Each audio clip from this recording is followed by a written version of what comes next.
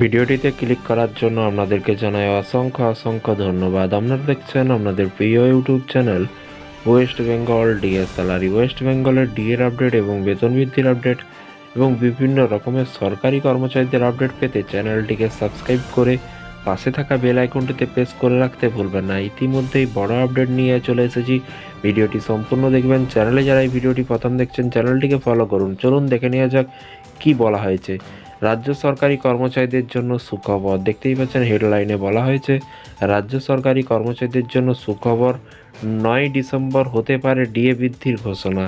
এই সামনে যে 19 ডিসেম্বর হতে পারে ডিএ বৃদ্ধির ঘোষণা। 19 ডিসেম্বর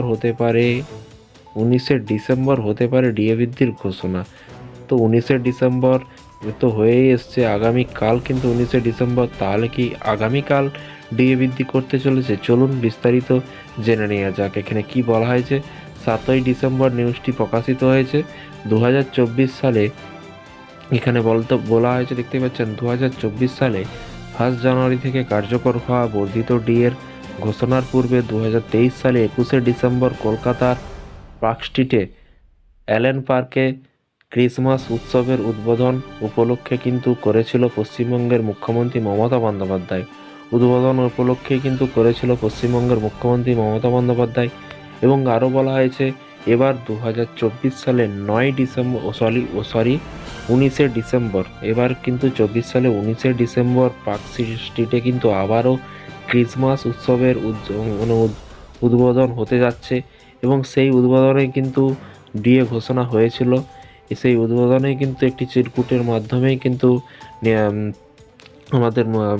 আমাদের যে অর্থমন্ত্রী আছে সেই অর্থমন্ত্রীকে চিরকুট দিয়েছিল। সেই চিরকুটটি চন্দ্রিমা ভট্টাচার্যকে, সেই চিরকুটটি নিয়ে কিন্তু তিনি অ্যানাউন্স করেছিল।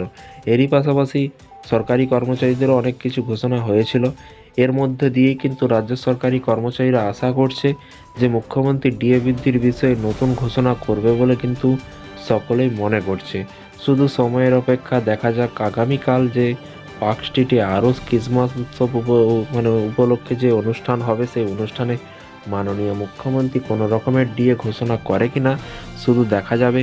সেই সব আপডেট আমরা কালকে পাবেন এবং কালকে লাইভ ভিডিও মাননীয় মুখ্যমন্ত্রী নিজের মুখে কি ঘোষণা করলো সেই আপডেট পেতে অবশ্যই চ্যানেলটিকে ফলো করে রাখুন পরবর্তী নতুন আপডেট পাওয়ার জন্য। ভালো থাকবেন, সুস্থ থাকবেন এবং নিজের খেয়াল রাখবেন। Thank you.